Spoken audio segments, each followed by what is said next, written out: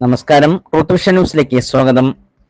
ഇരട്ടക്കുട്ടികളെ പ്രസവിച്ച കറുമ്പിയെയും ഇരട്ടക്കുട്ടികളെയും കാണാൻ അയൽവാസികളുടെയും നാട്ടുകാരുടെയും തിരക്ക്.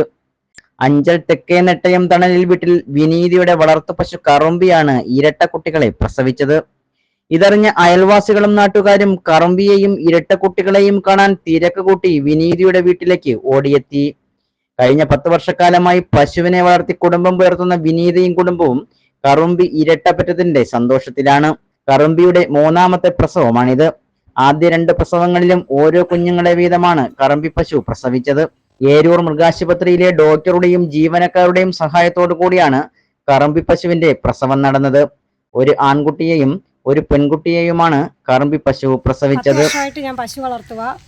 പിന്നെ ഇന്നലെ ഉച്ചയ്ക്കാണ് എൻ്റെ പശു പ്രസവിച്ചത്. അപ്പോൾ 2 കുട്ടികളുണ്ട്. ഞങ്ങൾ ഇതുവരെയും വളർത്തി ആദ്യമായിട്ടാണ് ഇങ്ങനെ കാണുന്നത്.